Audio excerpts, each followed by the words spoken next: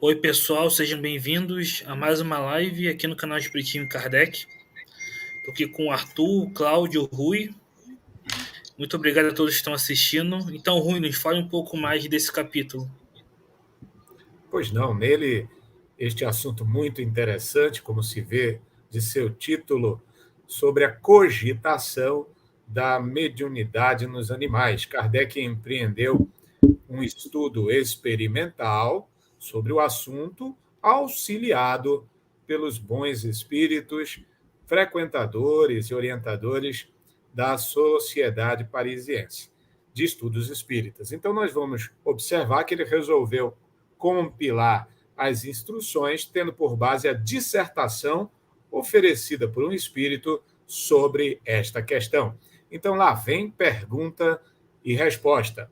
Vocês sabem, estando de casa, interagem conosco pelo chat, postando as suas observações, suas dúvidas, interpretações e contribuições, porque o nosso estudo é assim, compartilhado, nós compreendemos melhor, estudando em conjunto. E os amigos aqui no estúdio, apoiadores, assíduos e eminentes pesquisadores do Espiritismo, Cláudio Costa, Arthur Azevedo e o nosso âncora, Eric Pacheco.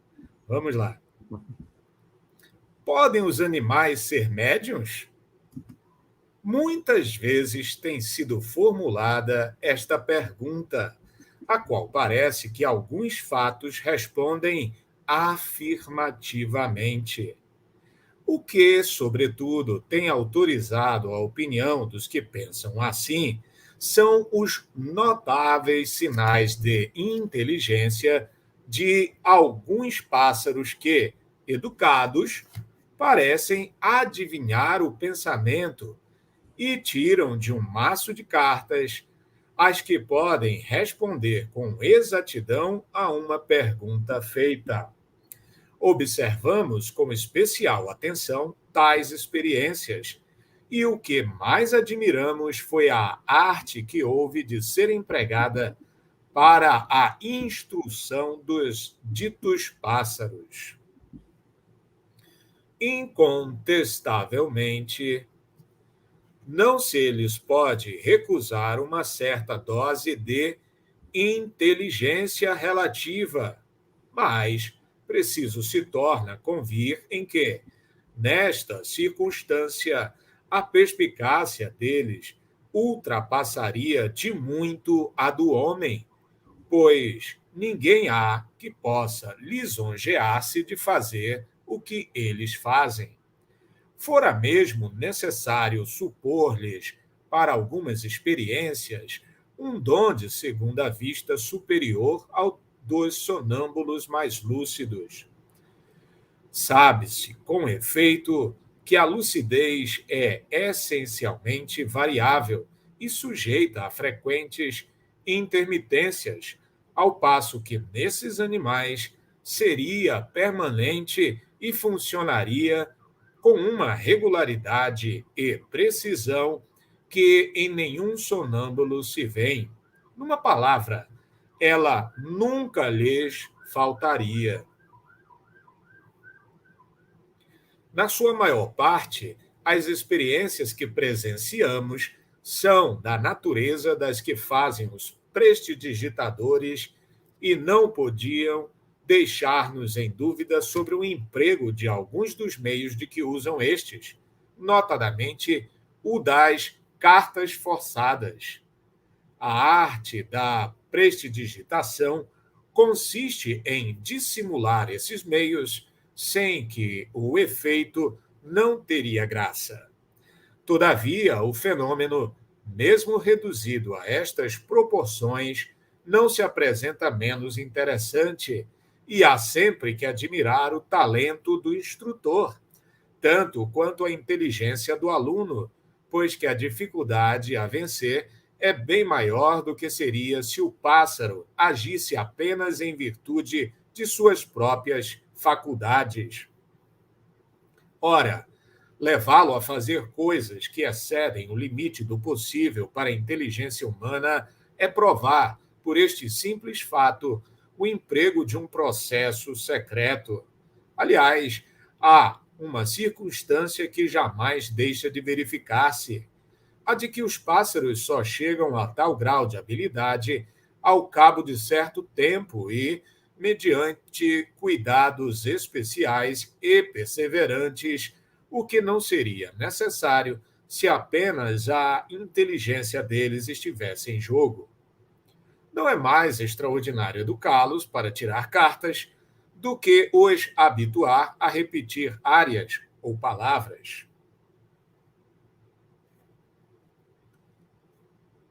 Seguindo no texto, observem aí que Kardec está julgando essa aparente credibilidade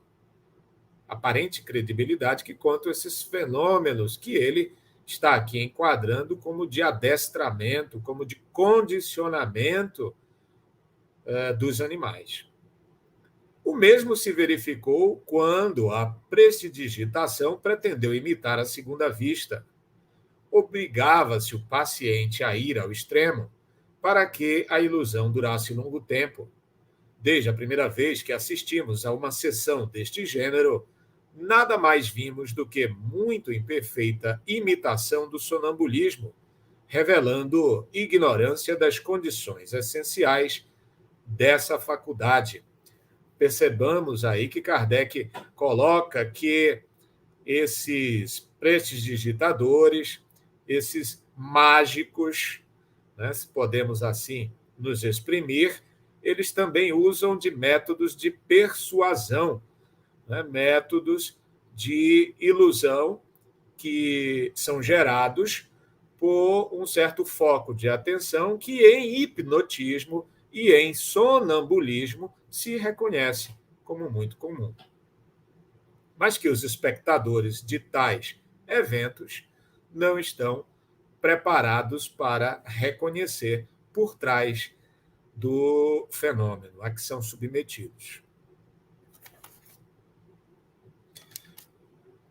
O texto segue ao item 235. Antes disso, os amigos gostariam de fazer algum comentário acerca da vulgaridade desses procedimentos utilizados em hipnotismo, em certos exercícios de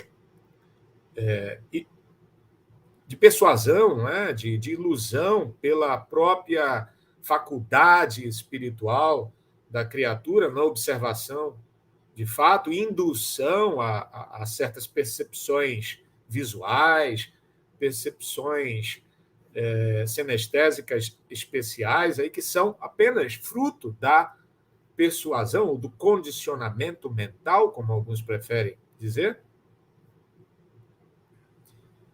Vou arriscar um palpite aqui.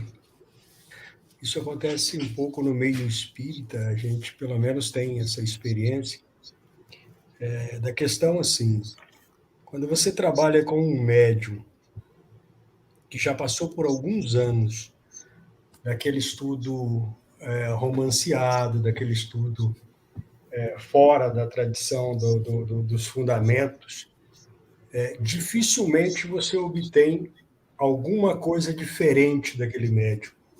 Embora o próprio Kardec, eu não me lembro agora em que questão, se utilizou, ou pelo menos as traduções dizem, que ele utilizava da palavra adestramento dos médiuns no início, né?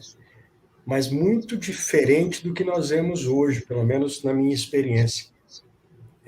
Nós tivemos uma certa dificuldade no início dos grupos, da organização dos grupos, porque quando você trazia ou encontrava um médium que já tinha participado do movimento,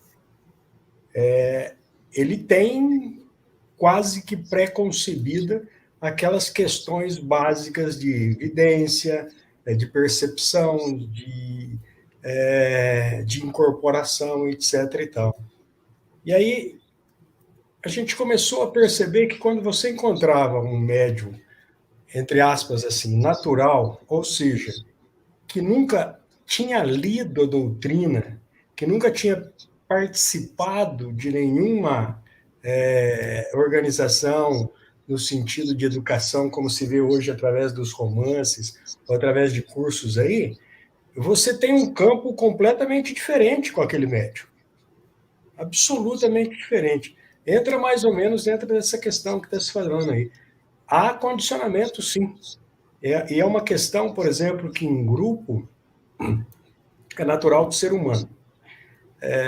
Nós temos umas situações aqui que a gente vivenciou ao longo dos anos com os grupos mediúnicos, que quando a gente menos espera, você percebe que o grupo começou a ter, entre aspas, rituais. Ou seja, as pessoas chegam, sentam no mesmo lugar, do mesmo lado, e fazem os mesmos trejeitos. Quando a gente começou a perceber isso, você às vezes mudava a direção de uma mesa ou a direção de uma cadeira, e aquele médium, entre aspas, aparentemente não funcionava naquele dia.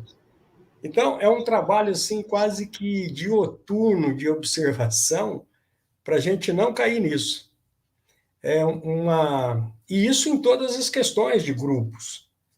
Há muitos anos atrás, a gente formou um grupo de atendimento de passes na residência, porque aliado a um trabalho de cirurgia mediúnica, de cirurgia espiritual, no centro em que a gente trabalhava, alguns pacientes vinham realmente em situações bem complicadas de retornar ao centro toda semana, por idade, até por cirurgias realizadas e tal.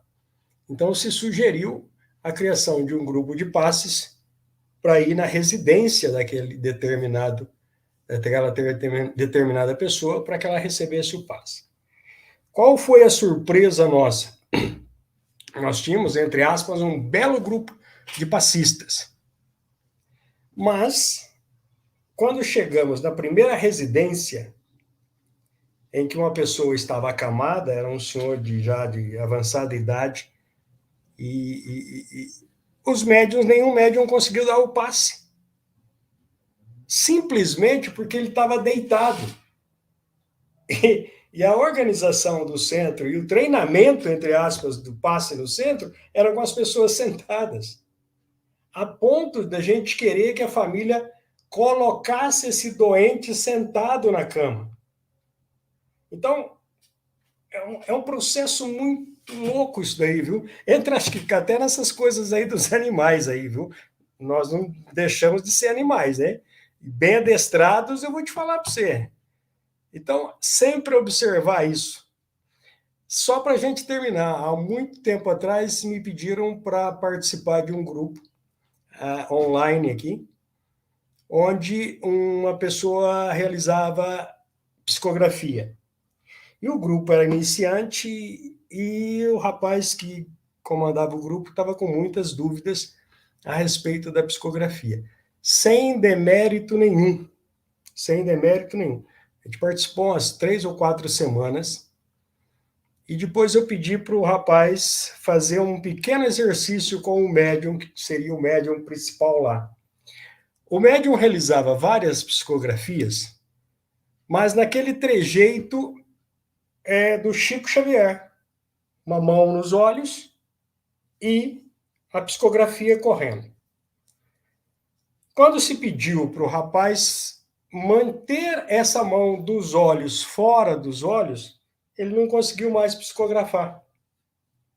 Porque ele vinha daquele desenho de ver o médium Francisco Cândido Xavier psicografar daquela maneira.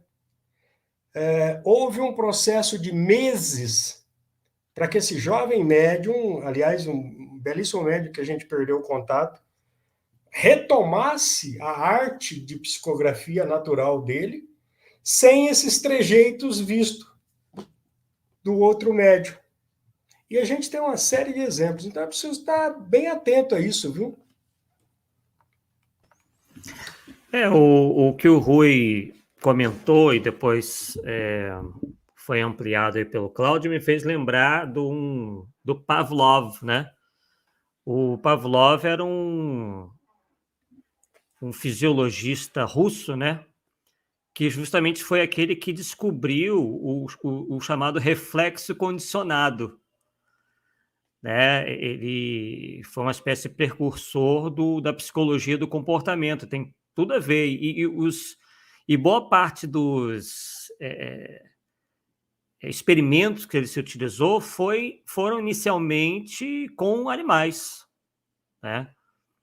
E aí isso fez com que, né, se fossem descobertos aí os chamados reflexos condicionados e também os reflexos incondicionados. Quer dizer, os condicionados são aqueles que a gente aprende, né? Através de determinados estímulos. É possível fazer isso com os animais e com os seres humanos. Você estimula né, várias vezes para criar um reflexo. E também existem os reflexos não condicionados, aqueles que são inatos. Então, isso mostra bem que nós trazemos também, além da nossa... daquilo que nós, de certa forma, herdamos da nossa natureza animal, há coisas que ninguém nos ensina e nós mostramos que já temos, né? Que já está em nós. Uma delas é a própria linguagem, né? Quer dizer, ninguém ensina o bebê a emitir aqueles sons, né? Ele o faz primeiro por imitação, né? Criando ali um reflexo em si mesmo, e aí a linguagem se desenvolve como que naturalmente em contato, mas se não houvesse aquele estímulo inato, simplesmente os indivíduos iam ficar completamente alheios a qualquer estímulo.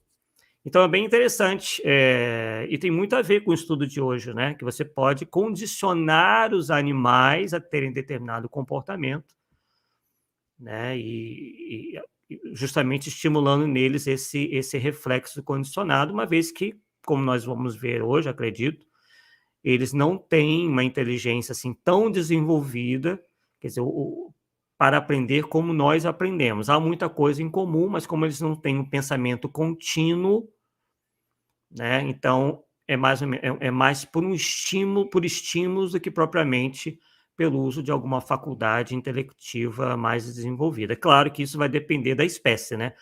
Os pássaros, pelo que eu sei, e isso foi estudado inclusive acredito até pelo Gabriel Delane, no Evolução Anímica, os pássaros estão entre os animais com menos condições intelectivas no mundo animal irracional, enquanto os mamíferos geralmente se constituem em uma espécie de animais com uma faculdade de uma inteligência mais desenvolvida.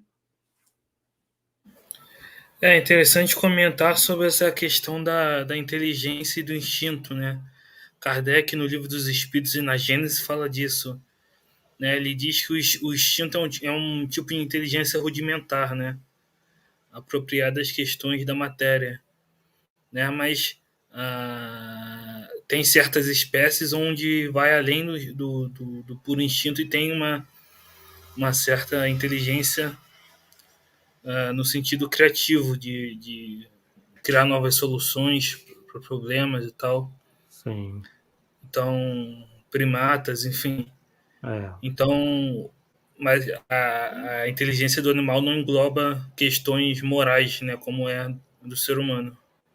Exatamente. O Pavlov, no caso, não sei se eu cheguei a citar, eles utilizavam de cães, né, que realmente tem uma inteligência bem razoável se comparados a outras espécies animais, né? Indubitavelmente, esse é o processo de ordem instintiva que vem dos animais. O interessante é a gente perceber, com base no espiritismo, que também isso se desloca para o campo da inteligência superior e do campo moral, estudado pela ciência da feita que nos fenômenos de emancipação da alma, conforme experiências em magnetismo, em hipnotismo, em sonambulismo, o ser humano fica mais suscetível a esses condicionamentos, né, por um fenômeno que ainda não é suficientemente compreendido, mas que o Espiritismo toma como uma impressionabilidade, fruto do que reside em suas crenças, em suas convicções íntimas, que passam a exercer uma certa influência em determinado estado físico. Mas o tema central aqui são os animais, e vamos progredir no texto falando deles, conforme o item 235. Como quer que seja, no tocante às experiências de que acima falamos, não menos integral permanece, de outro ponto de vista, a questão principal. Por isso que, assim como a imitação do sonambulismo não obsta que a faculdade exista, também a imitação da mediunidade por meio dos pássaros nada prova contra a possibilidade da existência neles ou em outros animais de uma faculdade análoga. Trata-se, pois, de saber se os animais são aptos, como os homens, a servir de intermediários aos espíritos para as suas comunicações inteligentes. Muito lógico, parece mesmo, se suponha que um ser vivo, dotado de certa dose de inteligência, seja mais apto para esse efeito do que um corpo inerte, sem vitalidade, qual, por exemplo, uma mesa. É, entretanto, o que não se dá. A questão da mediunidade dos animais se acha completamente resolvida na dissertação seguinte, feita por um espírito cuja profundeza e sagacidade os leitores hão podido apreciar nas citações que temos tido ocasião de fazer de instruções suas. Para bem se apreender o valor da sua demonstração, essencial se tenha em vista a explicação por ele dada do papel do médium nas comunicações, explicação que atrás reproduzimos. Ver número 225. Esta comunicação deu a ele, em seguida, a uma discussão que se travara sobre o assunto na Sociedade Parisiense de Estudos Espíritas. Abre aspas. Explanarei hoje a questão da mediunidade dos animais, levantada e sustentada por um dos vossos mais fervorosos adeptos. Pretende ele, em virtude deste axioma, quem pode o mais, pode o menos, que podemos mediunizar os pássaros e outros animais e servir-nos deles nas nossas comunicações com a espécie humana. É o que chamais em filosofia, ou antes em lógica, pura e simples, um sofisma. Podeis animar, diz ele, a matéria inerte, isto é, uma mesa, uma cadeira, um piano. A fortiori, deveis poder animar a matéria já animada, e particularmente pássaros. Pois bem, no estado normal do espiritismo, não é assim, não pode ser assim. Prossegue o espírito. Primeiramente, entendamo-nos bem acerca dos fatos. Que é um médium? É o ser, é o indivíduo que serve de traço de união aos espíritos, para que estes possam comunicar-se facilmente com os homens, espíritos encarnados. Por conseguinte, sem médium, não há comunicações tangíveis, mentais, escritas, físicas, de qualquer natureza que seja. Há um princípio que, estou certo, todos os espíritas admitem, é que os semelhantes atuam com seus semelhantes e como seus semelhantes. Ora, quais são os semelhantes dos espíritos, senão os espíritos, encarnados ou não? Será preciso que vô-lo repitamos incessantemente? Pois bem, repeti-lo-ei ainda. O vosso perispírito e o nosso procedem do mesmo meio, são de natureza idêntica, são, numa palavra, semelhantes. Possuem uma propriedade de assimilação mais ou menos desenvolvida, de magnetização mais ou menos vigorosa, que nos permite a nós, espíritos desencarnados e encarnados, pormos-nos muito pronta e facilmente em comunicação. Enfim, o que é peculiar aos médiuns, o que é da essência mesma da individualidade deles, é uma afinidade especial e, ao mesmo tempo, uma força de expansão particular que lhes suprimem toda refratariedade e estabelecem, entre eles e nós, uma espécie de corrente, uma espécie de fusão que nos facilita as comunicações.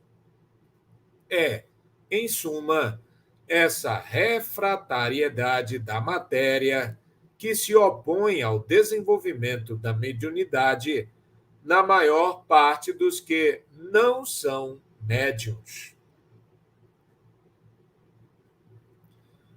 Prossegue. Os homens se mostram sempre propensos a tudo em exagerar. Uns, não falo aqui dos materialistas, negam alma aos animais. Outros, de boa mente, lhes atribuem uma igual, por assim dizer, à nossa. Porque hão de pretender, deste modo, confundir o perceptível com o imperceptível? Não, não. Convencei-vos. O fogo que anima os irracionais, o sopro que os faz agir, mover e falar na linguagem que lhes é própria, não tem, quanto ao presente, nenhuma aptidão para se mesclar, unir, fundir com o sopro divino, a alma etérea, o espírito, em uma palavra, que anima o ser essencialmente perceptível, o homem, o rei da criação. Ora, não é essa condição fundamental de perfectibilidade o que constitui a superioridade da espécie humana sobre as outras espécies terrestres? Reconhecei, então, que não se pode assimilar ao homem que só ele é perceptível em si mesmo e nas suas obras, nenhum indivíduo das outras raças que vivem na Terra. O cão que, pela sua inteligência superior entre os animais, se tornou o amigo e o comensal do homem, será perceptível por si mesmo, por sua iniciativa pessoal? Ninguém ousaria afirmá-lo, porquanto o cão não faz progredir o cão. O que, dentre eles, se mostre mais bem educado, sempre o foi pelo seu dono. Desde que o mundo é mundo, a lontra sempre construiu sua choça em cima d'água, seguindo as mesmas proporções e uma regra invariável. Os rouxinóis e as andorinhas jamais construíram os respectivos ninhos, senão do mesmo modo que seus pais o fizeram.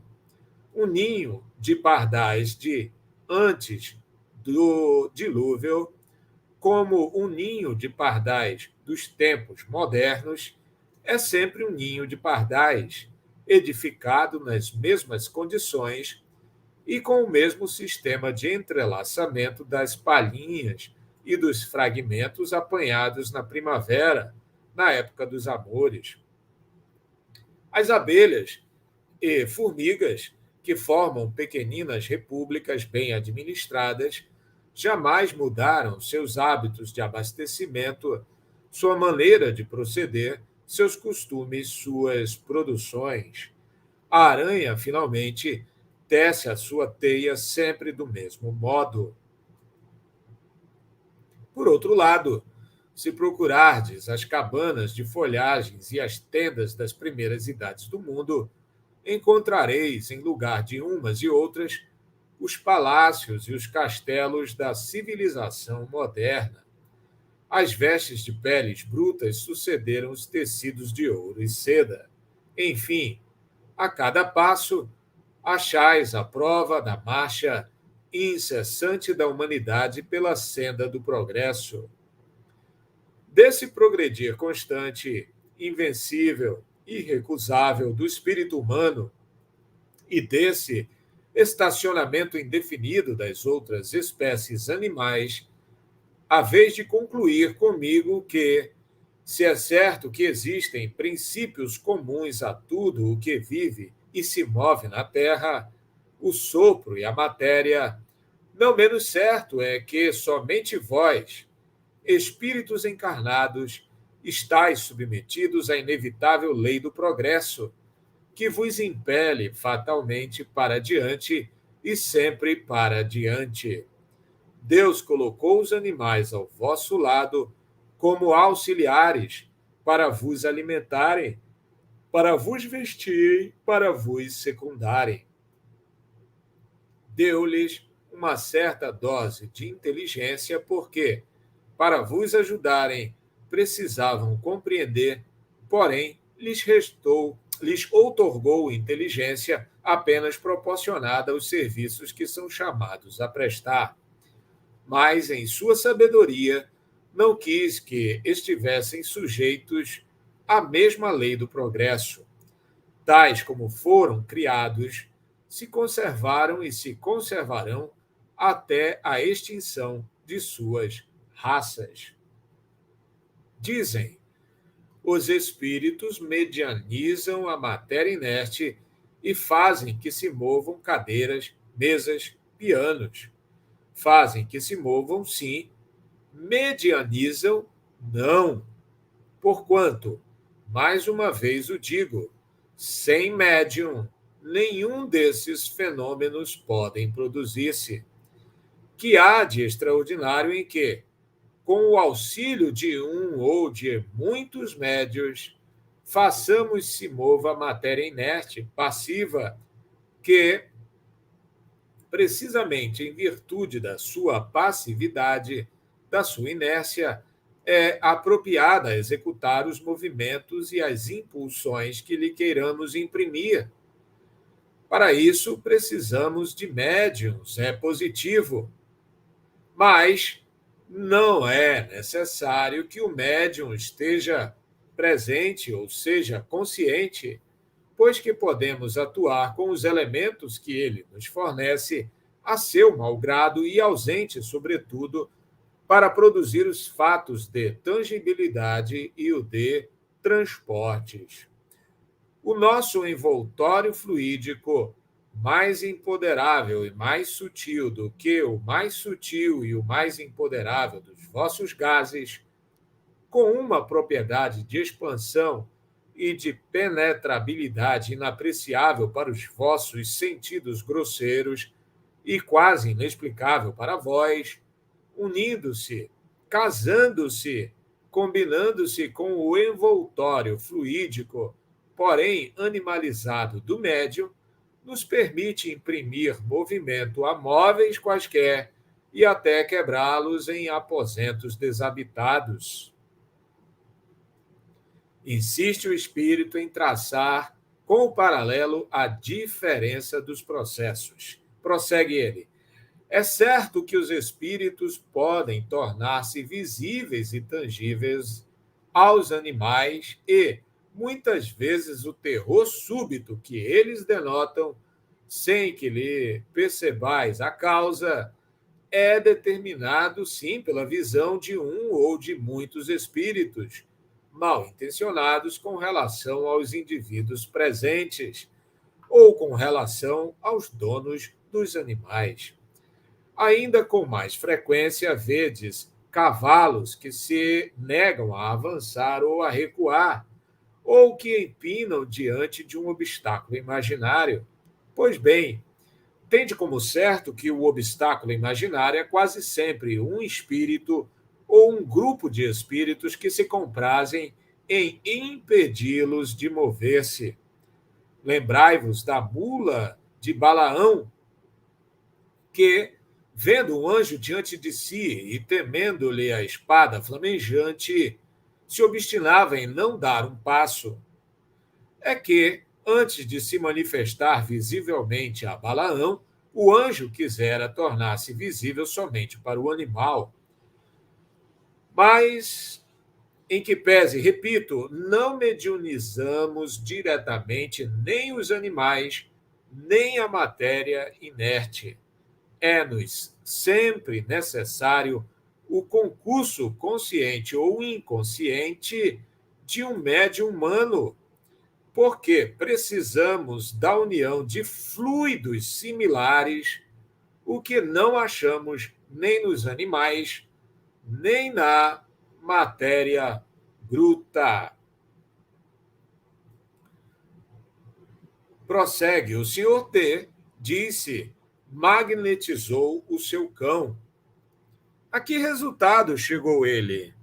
Matou-o, porquanto o infeliz animal morreu, depois de haver caído numa espécie de atonia, de langor, consequentes à sua magnetização.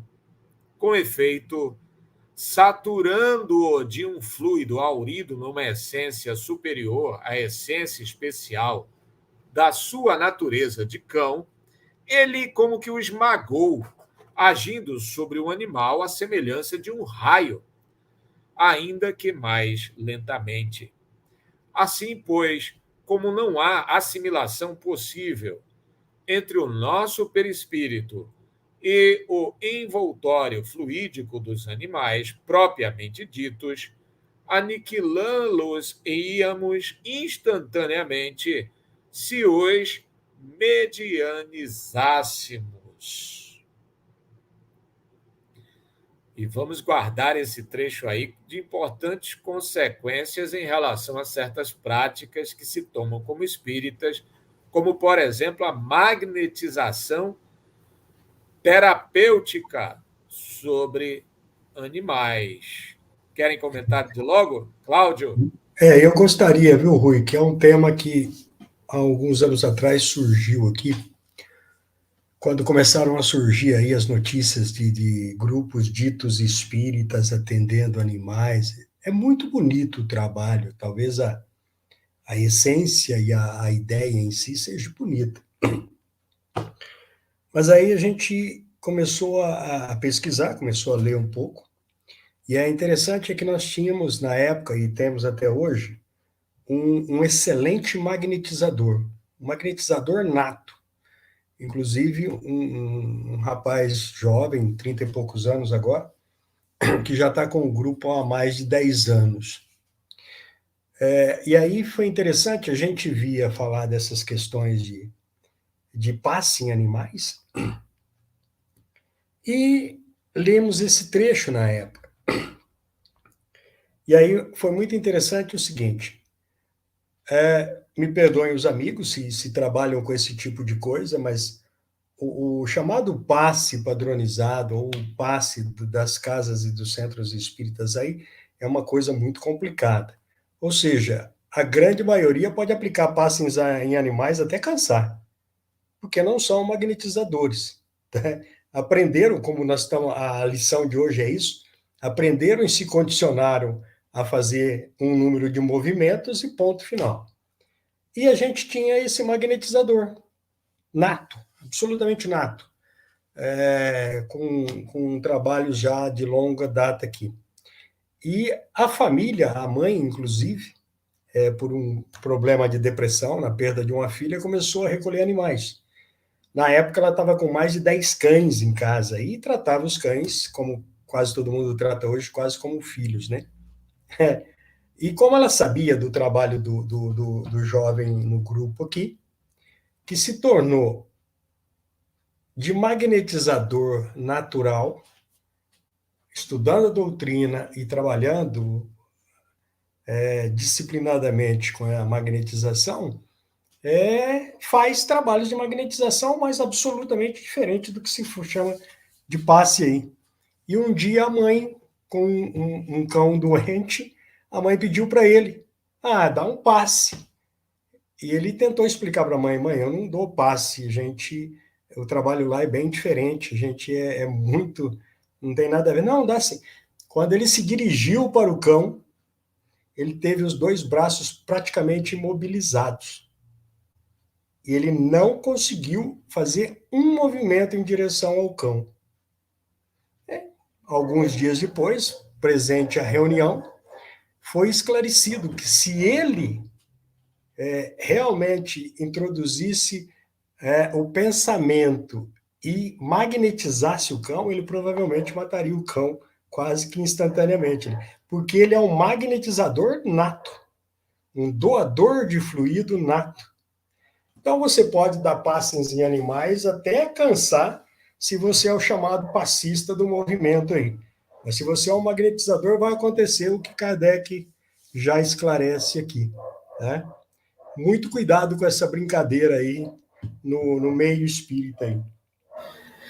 Eu queria comentar algumas coisas, né? Justamente, né? Como diz aí, o perispírito humano e o envoltório fluídico dos animais são diferentes, né? Até por isso Kardec nem chama o envoltório fluídico dos animais de perispírito, né? Ele usa perispírito por humano, e quando ele fala dos animais ele chama de envoltório fluídico só, porque é diferente, né? Então por isso que não tem mediunidade dos animais, porque não tem compatibilidade fluídica, né? E por isso que quando um animal, por exemplo, vê um espírito, como disse aí, não é o animal que está mediunizado, tem que ter um médium humano provocando aquilo, né? E é por isso também que não dá para magnetizar um animal sem prejudicar a saúde dele, né? Porque é incompatível, né? É claro que, como o Claudio falou, depende do grau de magnetismo que a pessoa tem, né? Se for uma pessoa comum dando passe, pode dar 1 milhão de passes ali que o cachorro não vai morrer. Mas se for um magnetizador nato, né, que tenha uma aptidão natural para isso, vai prejudicar sim a saúde, né? Então tem que ver isso. E é interessante, né? Só comentando aqui, teve um comentário aqui da Mica. Ela comenta: excelente tema o estudo. Uma dúvida que sempre tive em relação à questão dos animais, meio relacionado ao assunto. Se não existe animais na cidade, por que existem tantos relatos mediúnicos disso, né? E é justamente isso. Na questão 600 do Livro dos Espíritos e no capítulo do Livro dos Médiuns sobre a evocação dos animais, se diz que não há animais no mundo espiritual, né? Que eles são usados quase imediatamente. Então, esses relatos são de criações fluídicas, né? De criações fluídicas mesmo, que não são princípios inteligentes reais, né? Enfim. Se o Eric me permite aí, essa questão também foi em aberto aqui, há uma época. Eu não vou lembrar, eu nunca lembro o trecho do livro, mas Kardec comenta muito rápido, se não me engano, no livro dos médiuns aqui mesmo, ou do livro dos espíritos, que não havendo espírito de animais na erraticidade, espíritos inferiores, sim, podem se plasmar como animais, ou aparecerem para assustar, etc. e tal. E a gente já teve algumas experiências nesse sentido. Médiuns que viam feições animais em seres. Quando você realmente começa a aprofundar isso, você vai ver ali um espírito obsessor ou um espírito inferior tentando se fazer passar por um animal, às vezes até psicologicamente bem, como vamos dizer, bem enlouquecido até, talvez, né? Mas não há espíritos de animais. Pelo menos a gente trabalha há muitos anos com a mediunidade, todos esses relatos aí foram nessas condições aí, quando bem pesquisados, bem aprofundados. Só para terminar essa questão de animais também, nós tivemos uma pessoa que passou por uma perda de um filho muito traumática aqui e vinha participar das reuniões. E uma vez ele fez um relato, assim que chegou na reunião, antes de começar a reunião, ele perguntou essa questão, se os animais podiam ter mediunidade, porque se acredita que qualquer pessoa que veja espírito tem mediunidade. Então, aí é outro assunto. Porque ele disse que ele tinha um cão, esse salchichinha, né? E há muitos anos, um cão da família há muitos anos. Só que ultimamente, toda vez que ele chegava em casa, o animal ficava extremamente assustado, latia até perder o fôlego e se afundava debaixo de algum móvel. E ele perguntava se o cachorro estava vendo algum espírito com ele. Começando a reunião, uma amiga espiritual diz: o seu tolo, o espírito, o cachorro, mesmo se ele vê um espírito, dificilmente ele vai conseguir distinguir qual que é encarnado e qual é o desencarnado. O pavor que ele sente é que ele está vendo o que você traz e plasma em pensamento, que para ele são monstros horríveis e disformes que te acompanham o seu envoltório, tá? E ele pensa que ele vai morrer.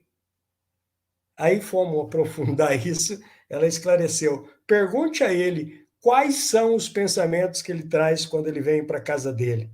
Aí era assuntos de empresa, era assuntos de polícia, era assuntos de investigação. Então você imagina se o cão realmente percebia ali a influência do pensamento em torno da pessoa. E o cão realmente sentia, e como não entendia, o cão simplesmente se apavorava. Então, essas questões são tão amplas para se aprofundar ainda, viu? Sem dúvida, é muito vasta, né, essa questão. Tem até 2 livros interessantes que eu sugiro que quem estiver interessado leia, né? O primeiro de Gabriel Delane, a Evolução Anímica, que eu já citei hoje, inclusive. E o outro, que é Os Animais Têm Alma, do Ernesto Bozano, também bastante interessante. A Ana Góes faz aqui uma consideração que eu realmente ia fazer, né?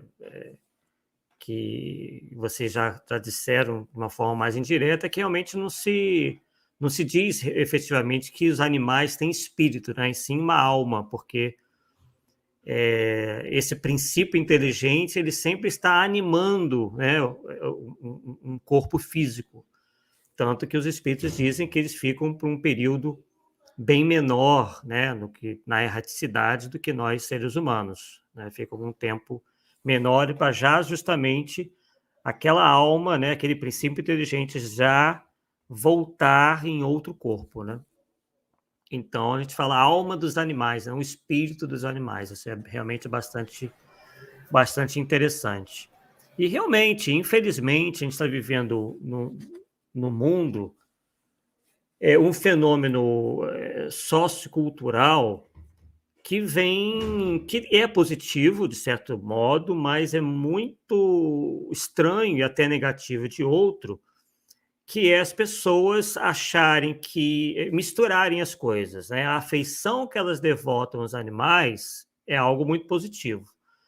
No entanto, isso tem se confundido em se achar que os animais possam ter as mesmas necessidades ou o mesmo comportamento, enfim, as mesmas características dos seres humanos. Então, isso faz com que algumas pessoas venham a tentar tratar os animais como se fossem seres humanos, tanto fisicamente, né, quanto também espiritualmente, né? Como vocês disseram aí, tentando aplicar passes ou tentar curar o animal como se né, aplicar uma terapia qualquer de caráter espiritual, tal como faziam ou se pode fazer com seres humanos. Isso é completamente, né, impróprio e pode, inclusive, né, como vocês bem disseram, se o indivíduo for um magnetizador efetivo, pode até causar um dano irreversível, né, levando até à morte.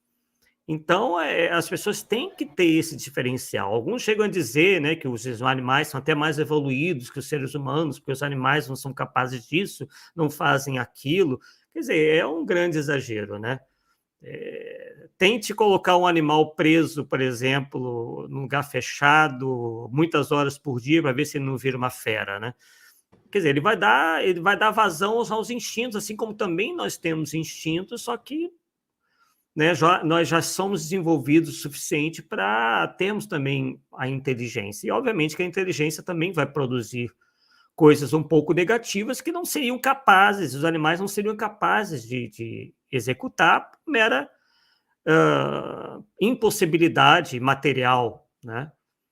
Então, são certas comparações muito indevidas e que têm invadido o nosso movimento espírita em nome de um amor pelos animais. Só que os próprios veterinários, inclusive, eu tenho visto na televisão, têm alertado em relação a isso, a tentativa de humanização dos animais.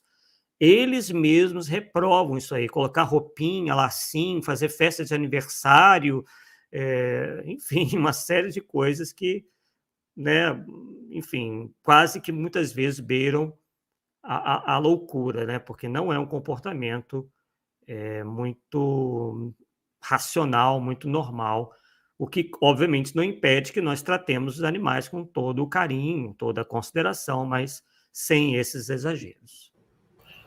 Arthur, aproveitando que estamos com tempo... Pois não, Eric, eu ia fazer só um... Não, eu ia colocar só questões rápidas, né?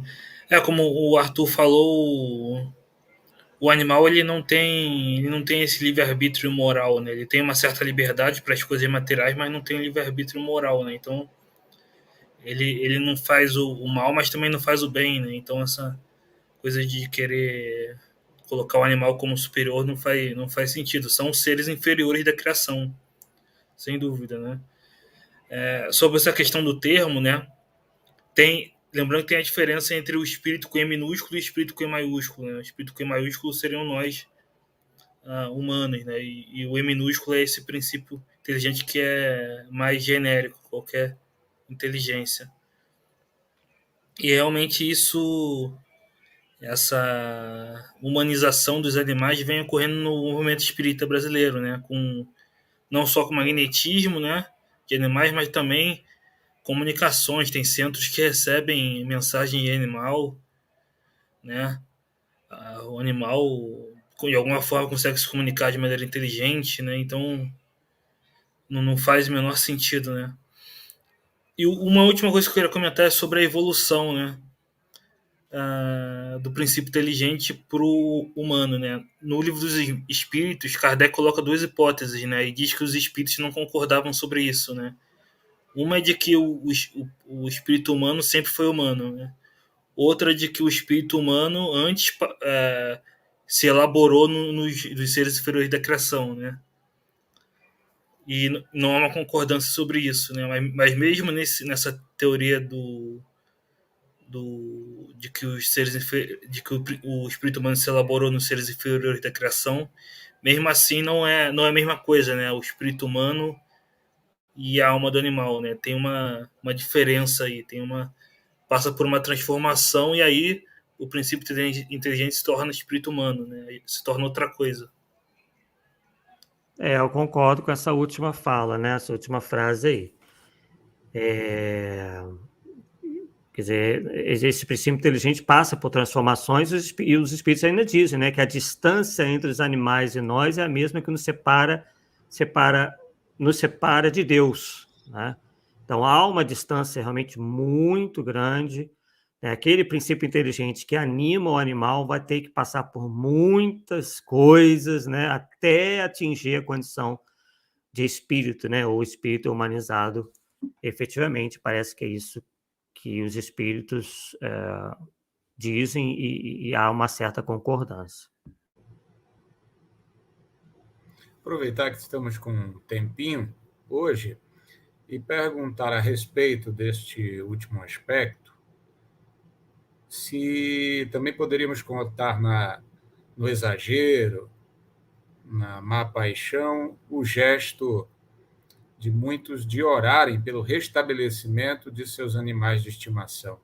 Como é que os amigos analisam especificamente essa questão? Por um lado, como disse o Arthur, pode ser visto por carinho, como gesto de compaixão, de amor aos animais, mas, por outro, enveredar aí por um misticismo inócuo, quando exagerado e destituído de racionalidade. São questões realmente. Eu acho que quase todo mundo aqui já teve animal ou tem animal, né?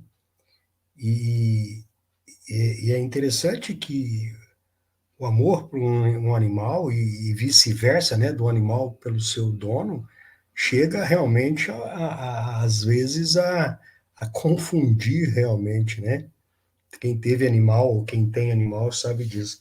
Mas estamos passando de todos os limites, né? Eu tenho esse problema na família, que tá levando até a questão psicológica, e a gente vê que não é esse o caminho. Tá? Eu acho que você fazer uma oração para um animal, acho que nos conscientiza de que somos todos parte da criação, mas passou de um certo limite ali, né? Você passa por um processo, sei lá, ou de massificação da coisa, ou você nivela tudo rasteiramente. É muito complicado, nós estamos num momento muito complicado. Para jogar um pouco mais de lenha aí, eu gosto dessas questões, né? Gosto muito de assistir essa parte de antropologia e de ciência, e a doutrina, essa página aqui é fantástica, esse capítulo é fantástico. Há algum tempo atrás eu assisti alguns vídeos, se eu não me engano, da BBC de Londres, e os grandes cientistas hoje que investigam a vida animal, eles estão tendo que reformular essa questão do que realmente traduz o termo inteligência. Porque nós usamos o termo inteligência como um parâmetro humano, né? E queremos que os animais se enquadrem nos nossos parâmetros. E a ciência hoje está descobrindo coisas fantásticas de inteligência animal. Tá? A própria questão aí dos mamíferos, né? De alguns peixes, baleias, golfinhos, etc., tem assustado o nível de inteligência que eles hoje emanam, né? Aí em cima, Kardec, Kardec não, o amigo espiritual tocou na questão das aranhas. Esses pequenos vídeos, inclusive, estão aí no YouTube, dos cientistas e dos investigadores da BBC, da vida animal, eles se surpreenderam com as aranhas, que é um animal que ninguém pode falar que tenha inteligência. E aí, alguns vídeos tirados de câmeras remotas aí, que captaram, sem querer, ações de aranhas, têm deixado esses cientistas embasbacados. Eu não sei se vocês viram, mas está aí à disposição. Tem dois vídeos que eles estão analisando até hoje. As aranhas que pescam com uma rede, que capturam os animais, com os insetos que elas comem com uma rede, ou seja, elas tecem uma rede entre os tentáculos, e quando o animal passa perto, ela joga a rede e prende o animal, como se fosse um pescador. Quer dizer, da onde esse bicho aprendeu isso? Tá? E a outra aranha é uma aranha absolutamente minúscula, que uma câmera capturou também, por acaso, num gramado, se eu não me engano, chileno, de uma montanha chilena, qualquer coisa assim.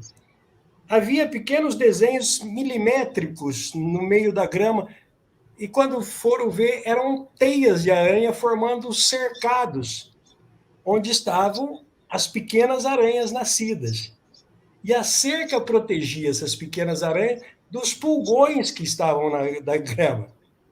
Quer dizer, eles dizem que vão ter que rever esse termo inteligência. Fora, eu estou citando porque ele citou aí, no caso, a aranha, que quando descobriram ocasionalmente essas imagens, começaram a pesquisar. Você tem hoje um universo de aracnídeos que fazem obras-primas, matemáticas, né? Então, O termo inteligência, eles dizem que vai ter que ser repensado. Porque nós, como é que vamos dizer?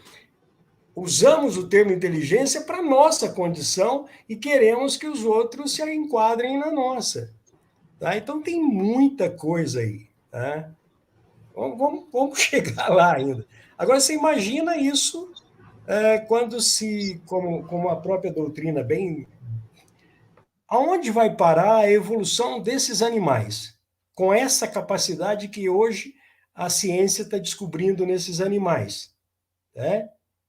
Então, realmente é uma condição de evolução tão complexa e talvez tão grande quanto a nossa. Né? Aí vamos entrar em outras filosofias aí que a gente vai ficar ainda muito longe de saber. Ao tempo de Erasto, ao tempo em que falou a Sociedade Parisiense, não tínhamos ainda desenvolvido estudos em biologia, como temos hoje, em ecologia, em bioética, que nos traçam todas essas observações que o Cláudio comenta sobre a ética que devemos manter atentos a uma condição existencial dos animais quanto a poderem sentir, a terem uma espécie de inteligência e disso tudo resultando limites para a nossa interação com esses seres que se reputam desde a declaração de Erasto como auxiliares, conforme a visão espírita, né, como assistentes da espécie humana. Penso que Erasto não afasta esse caráter bioético, ele apenas enfatiza que, de fato, a espécie humana está sujeita a um ritmo e possui uma intelectualidade superior diferenciada. E isso não pode simplesmente ser equiparado pelo observador que estuda a mediunidade ou mesmo o magnetismo entre os seres. Quanto a mim, não, em boa medida, viu, Cláudio, eu entendo que não há nenhum tipo de absurdo em se fazer prece de intercessão por um animal que esteja sofrendo, um animal que esteja vivenciando um momento de dor, de suplício, como um gesto piedoso, mas, evidentemente, temos que reconhecer as nossas limitações para não pretender atuar como se pode e se aprendeu relativamente a corpos humanos, né? E a seres da nossa semelhança, com a nossa afinidade fluídica. Essa questão se perde tanto, Rui e amigos aí, porque nós ainda não conseguimos entender que o espírito sobrevive e que o espírito do animal também sobrevive. A doutrina é bem clara sobre isso. Aí se fica toda essas questões, entre aspas, éticas, que não são consenso ou não são racionais, a grande maioria, e infelizmente raia às vezes para o absurdo, tanto para menos quanto para mais, né? Eu também já tive animais que tenho na lembrança até hoje. Isso não me causa nenhum desabor. E tenho animais atualmente que, se necessário for, a gente vai com certeza até fazer uma prece para esse animal, mas sem ultrapassar o limite da razão. É isso.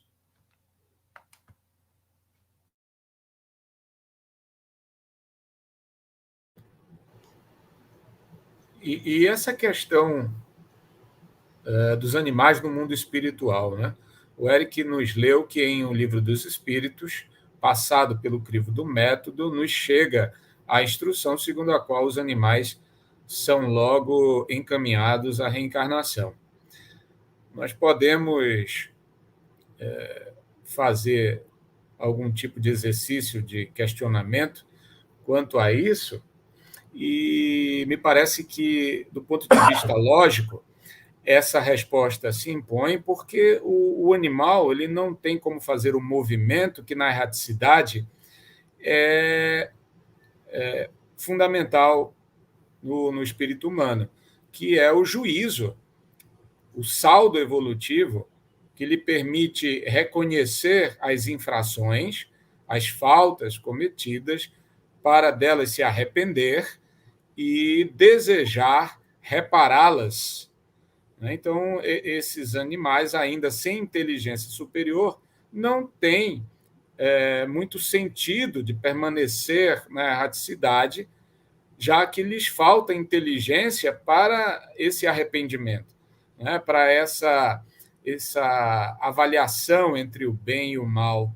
E, por isso, não estão aptos a este meio, por enquanto. Só quando desabrochados para a vida intelectual puderem fazer essa distinção, como o homem é capaz de fazer, desencarnando, é que podem atravessar um período de erraticidade consciente com um certo propósito, com uma certa finalidade inteligente, que no homem é, repito, o arrependimento, o desejo de reparação e de reencarnação para novas provas. E entra outra questão aí que parece boba, quando a gente tentou conversar isso com algumas pessoas. Você tem um grupo de pessoas que vão por essa ideia, mas o quê? Bom, lá no mundo espiritual tem cachorro, gato, cavalo, tem o coelhinho pomposo. Poxa, tem pessoas que amam outros tipos de animais, né? Animais que a maioria de nós até ojeriza. Ou seja, o bom senso diz que não há possibilidade. Se tem que ter o cão, que foi meu companheiro aqui, tem que ter o pernilongo da dengue que me picou também. Então, poxa, vamos sentar um pouquinho para pensar racionalmente, né? É isso, né? Por exemplo, teria que ter uma baleia orca, né? Tem o mar no mundo espiritual para baleia, não faz sentido nenhum. É aquilo que o Rui falou, né? O animal, o sentido da erraticidade é estudar, refletir e escolher novas provas, né? O animal, obviamente, não faz isso.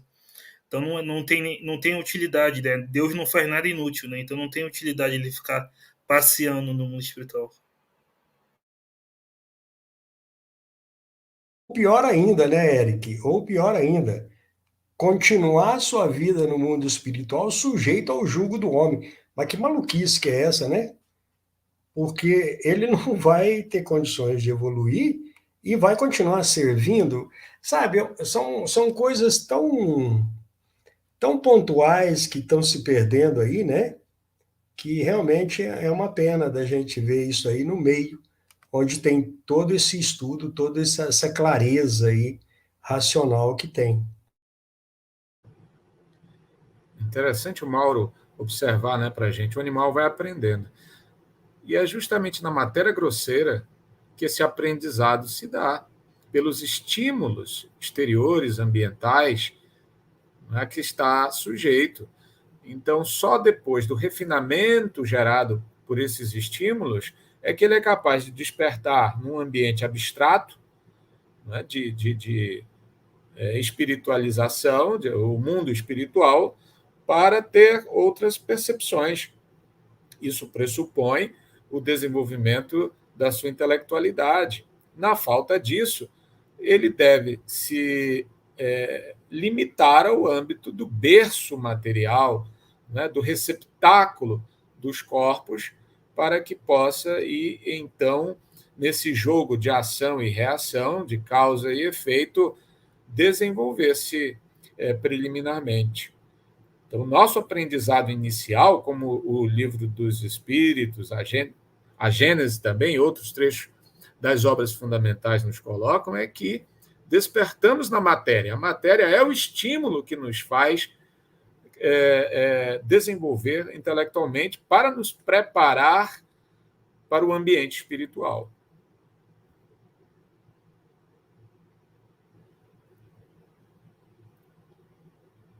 Ana, Tem uma questão aqui.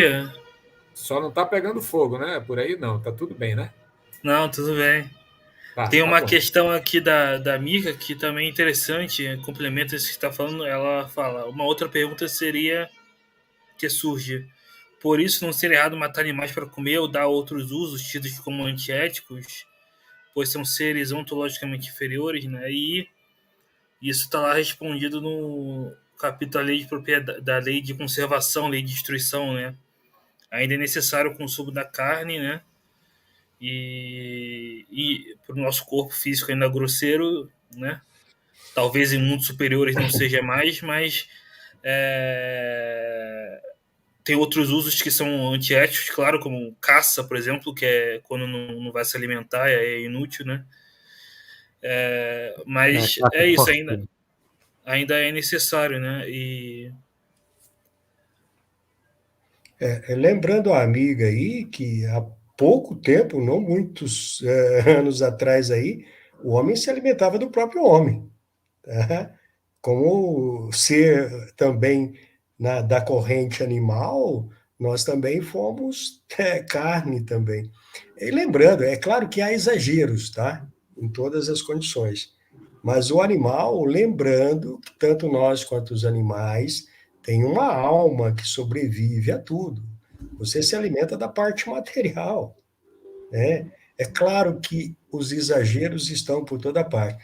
Lembrando que nós estamos num mundo inferior, ponto. Né? Nós somos meio, não. Nós somos bem animais, como diz o amigo aí. Tanto é que, em alguns casos, até recente, se vê pessoas se alimentando de iguais aí, né? Triste, mas ainda ocorre. E nós acharmos que podemos aceitar o vegetarianismo de maneira geral contraria, inclusive, a nossa própria conformação, né? Porque, primeiro, a nossa dentição, né? Que é preparada, né, justamente para estraçalhar a carne. Todo o nosso aparelho digestivo, né, também vem preparado para fazer essa assimilação da proteína animal. E a própria classificação nossa, né, como onívoros. Quer dizer, nós podemos o ser humano tanto pode se alimentar de vegetais quanto, né, dos animais. Né? Todo o nosso organismo é preparado para isso, é a nossa herança, né? Essa é a nossa hereditariedade. E nada há mal nisso, quer dizer, porque está na natureza. O problema, como foi dito aí, está no abuso. Né? Quando, né, foi dado o exemplo, a caça esportiva, ou então exageros no consumo da proteína animal, né? Quer dizer, um indivíduo que precisa de X, né? Existe até um cálculo, né? Isso é baseado, inclusive, no peso da pessoa, né? Então, geralmente, alguém que tem um peso X terá que consumir X proteína animal por dia, né? Porque se ele comer menos, ele vai ter uma desnutrição. Isso vai acabar afetando a saúde dele. Se ele comer a mais, ele vai ter um problema de sobrecarga renal, né? Problemas no estômago, muitos ácidos, etc, etc. Vai causar aumento do colesterol, uma série de problemas. Né? Enquanto se a gente se alimentar de uma maneira equilibrada, né, tá tudo certo. Né? Quer dizer, há uma comprovação científica de que nós precisamos da proteína animal. Pode até haver uma substituição pela proteína vegetal, porém o indivíduo vai ter que fazer uma complementação, uma suplementação, principalmente da vitamina B12, que é a principal vitamina para a nossa saúde cerebral. Grande parte dos problemas que nós temos de Alzheimer e problemas nos cérebros, muitas deles, é só vocês conferirem na internet, são causados por carência de vitamina B12. Inclusive, já está até dentro dos conceitos de medicina uma ideia, né, já com base em pesquisas, de que, por exemplo, né, os laboratórios acham hoje que, por exemplo, 250 de vitamina B12, pela contagem, seria o ideal. Só que hoje já se pensa em muito mais que isso, tipo 400 na contagem de vitamina B12. né? Porque já se vê, né, pelos estudos que abaixo de 400 o indivíduo começa a ter uma série de problemas, né, no sistema nervoso central, no cérebro, enfim, toda essa parte neuronal aí é afetada. Então, é preciso ter uma visão ampla das coisas, né?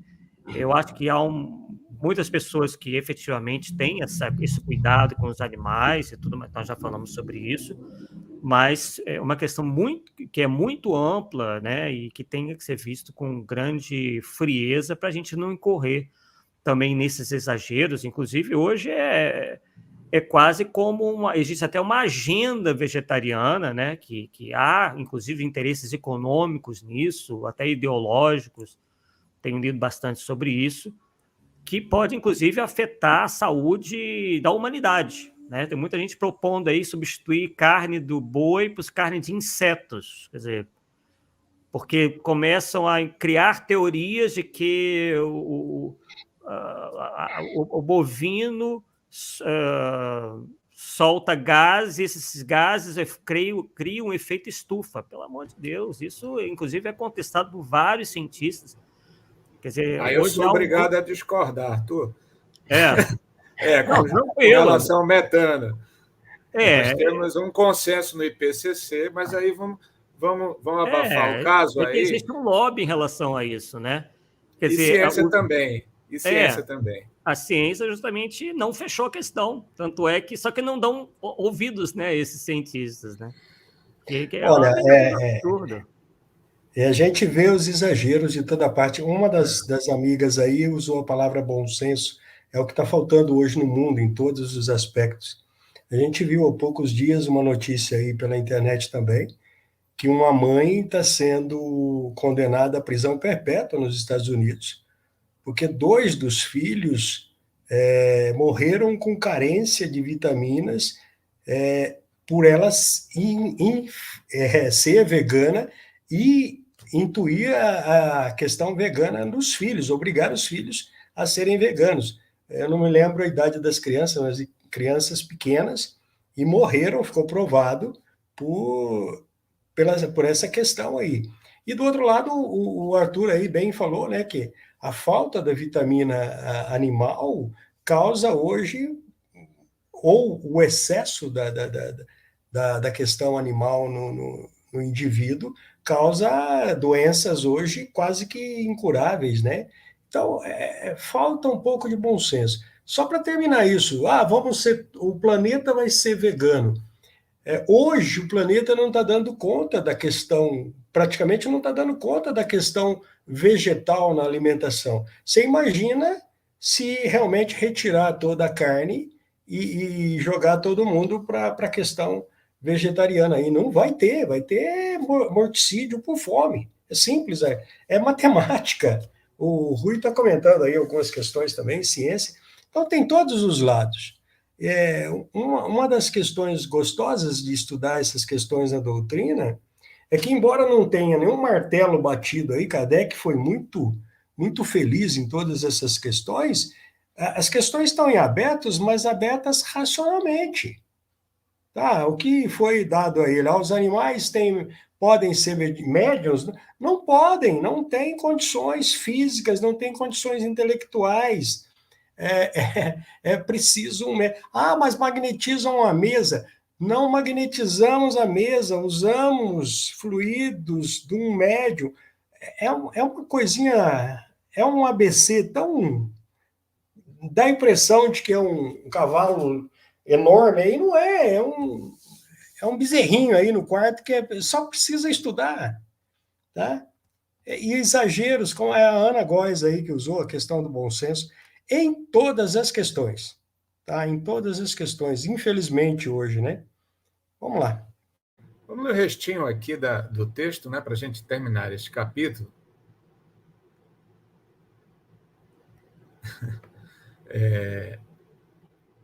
Só um restinho aqui, né? Isto posto, reconheço perfeitamente que há nos animais aptidões diversas, que certos sentimentos, certas paixões, idênticas às paixões e aos sentimentos humanos, se desenvolvem neles, que são sensíveis e reconhecidos, vingativos e odientos, conforme se procede bem ou mal com eles. É que Deus, que nada fez incompleto, deu aos animais, companheiros ou servidores do homem, qualidade de sociabilidade que faltam inteiramente aos animais selvagens, habitantes das solidões. Mas, daí a poderem servir de intermediários para a transmissão do pensamento dos espíritos, há um abismo, a diferença das naturezas. Sabeis que tomamos ao cérebro do médium os elementos necessários a dar ao nosso pensamento uma forma que vos seja sensível e apreensível, e com o auxílio dos materiais que possui, que o médium traduz o nosso pensamento em linguagem vulgar. Ora bem, que elementos encontraríamos no cérebro de um animal? Tem ele ali palavras, números, letras, sinais quaisquer, semelhantes aos que existem no homem, mesmo o menos inteligente? Entretanto, direis, os animais compreendem o pensamento do homem, adivinham-no até.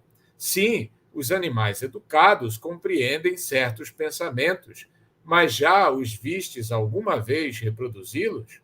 Não. Deveis então concluir que os animais não nos podem servir de intérpretes. Resumindo, quanto ao tópico central sob estudo, obviamente, os fatos mediúnicos não podem dar-se sem o concurso consciente ou inconsciente dos médiuns, e somente entre os encarnados espíritos como nós podemos encontrar os que nos sirvam de médiuns.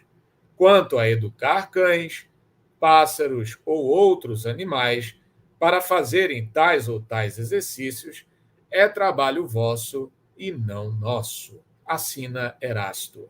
Meus amigos, então, diante disso, podemos com segurança refutar a ideia que um médium nos transmita, supondo a sua origem num animal desencarnado que se comunica, e como explicar a esse médium o equívoco em que incorre, considerando as instruções que acabamos de analisar.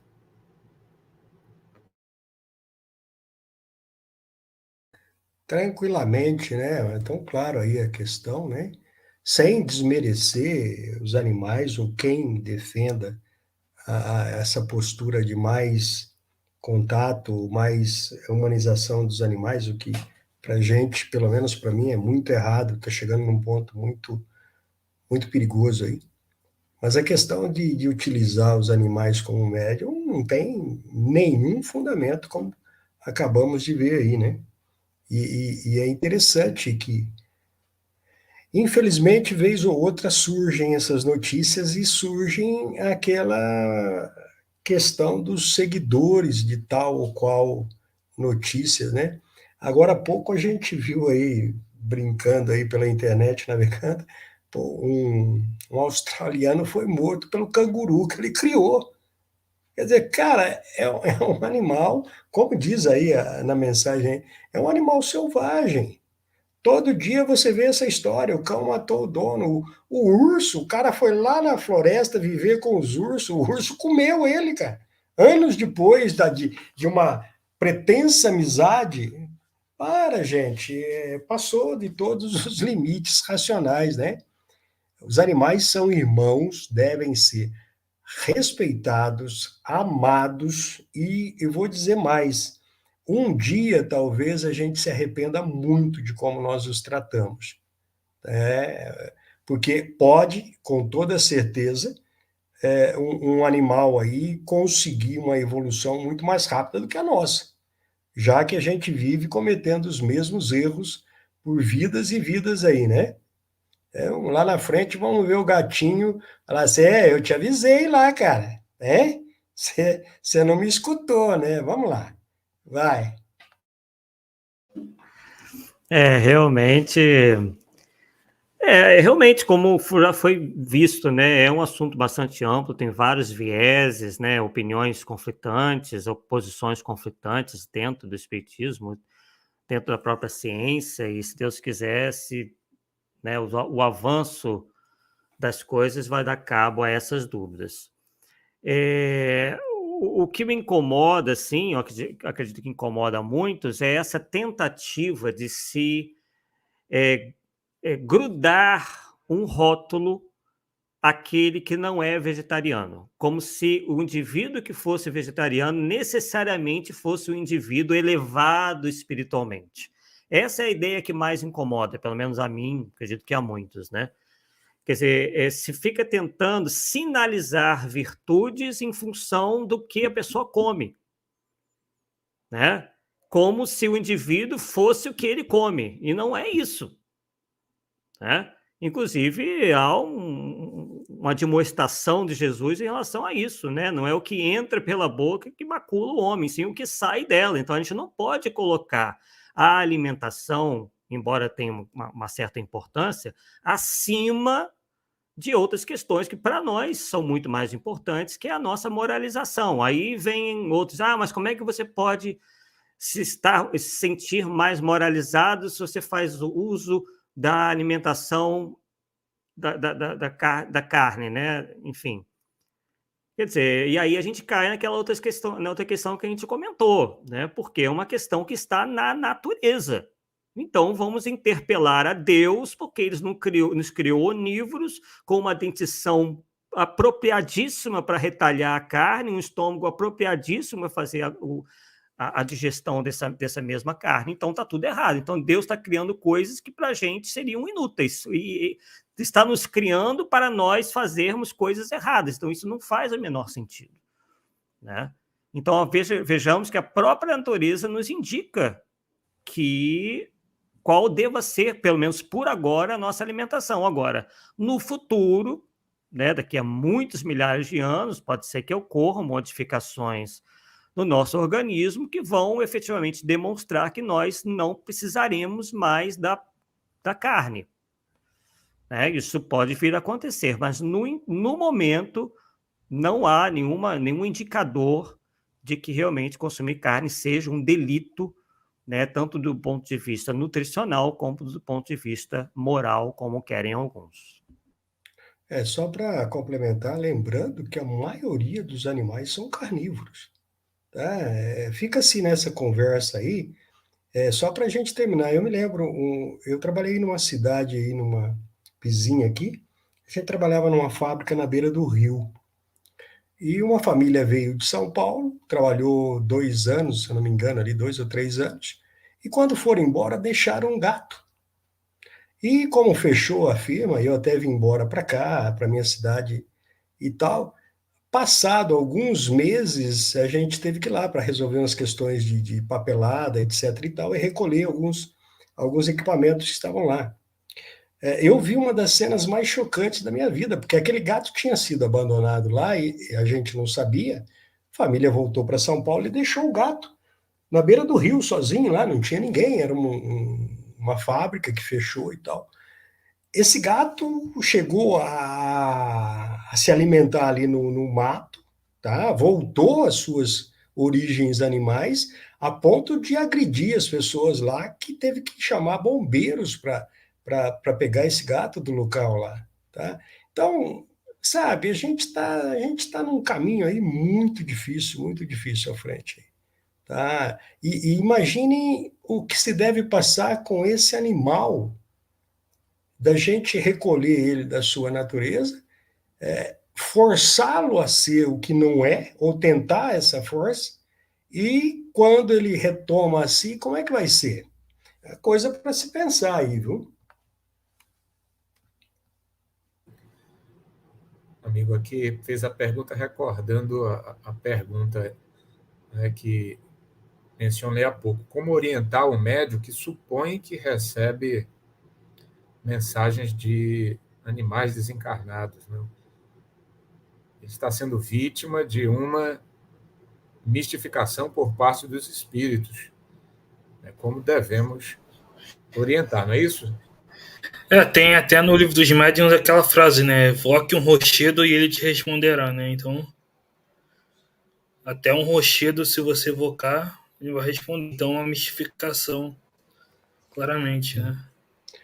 Como a gente disse aqui, eu já tive algumas oportunidades disso, e a gente conduz com muito cuidado, porque essa questão às vezes, de acusar o médium de mistificador, a gente acaba cometendo um erro grasso, porque o médium, muitas vezes, principalmente o médium iniciante, ou o médium ignorante de doutrina, ele não sabe com que ele está lidando. Então tem que ter muito cuidado, e é simples, é usar os conceitos doutrinários e dar apoio a esse médium até que ele possa, por si mesmo, ser esclarecido. E a farsa desses mistificadores, que tem de monte no mundo espiritual, cai por terra. Uma das lições básicas de identidade dos espíritos. Conversa com o espírito. Ah, mas é um animal. O animal não tem no mundo espiritual e o animal não vai te responder. Então, vai dando uma palhinha lá para vocês verem só. Não é difícil, não.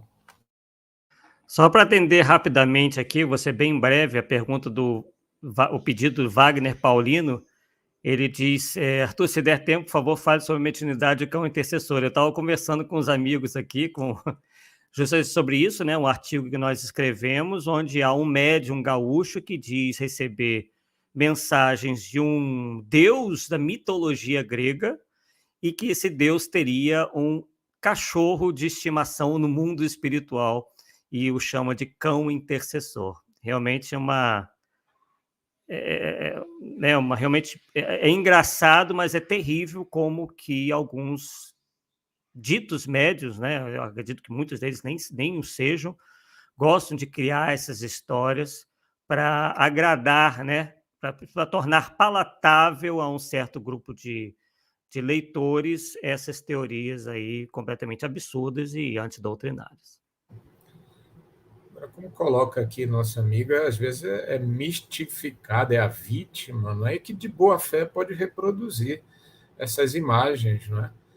Sem perceber que tal animal é uma criação fluídica, é uma imagem criada por um espírito, né? Que se disfarça dessa maneira, que ilude, que brinca dessa maneira, pode reproduzir de boa fé, não é?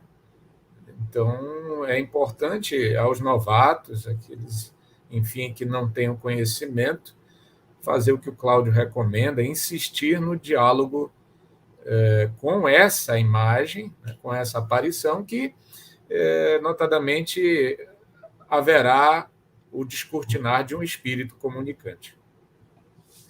É isso aí. A gente já foi ameaçado muitas vezes por cães raivosos, por tigres enormes, por lobos. Os espíritos utilizam porque está no imaginário da humanidade, né? Então, se não houver realmente esclarecimentos para o médium em si e para a pessoa que está passando por esse processo, é uma coisa complicada e muita gente, infelizmente, se deixa levar, tá? Enfim, excelente o estudo, né? Desculpa se não deu para ver todos os comentários. Só vou passar rapidamente aqui. A Ana, ela comenta: não é estranho animais e homens em diferentes estágios conviverem no planeta. A Ana, acho que respondeu bem aqui. Não querer ser estranho por conta da colaboração mútua entre ambos. A Mika, sobre o assunto que a gente estava falando, né, ela coloca uma questão especulativa. Supondo que não necessitamos mais de carne em absoluto, seria errado então comer carne? Ou as condições éticas não são totalmente baseadas em necessidade, né? Eu acredito que mesmo que não fosse necessário mais comer carne, ainda continuaria sendo ético, né?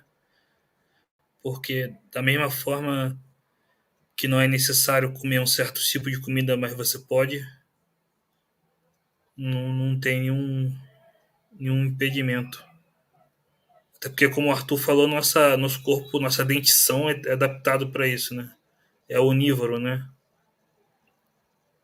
Se não me engano é isso o livro. Deixa eu ver mais aqui. E a Ana também pergunta: se os espíritos agem nos fenômenos da natureza segundo o livro dos espíritos, não poderiam os espíritos agir nos animais? Né? Tem essa questão, tem essa parte no livro dos espíritos que fala da ação sobre fenômenos da natureza, né? As chuvas, os terremotos, que há espíritos que agem, né? Mas aí não seria mediúnico, né? Seria o outro processo que Kardec não aprofunda também. Duas questões completamente diferentes, né? Enfim, acho que é isso. A gente viu todas as perguntas. Vocês têm mais uma colocação a fazer? Então é isso, pessoal. Para quem está assistindo, curta, compartilhe, se inscreva e nos vemos no próximo estudo, na próxima terça. Então até a próxima.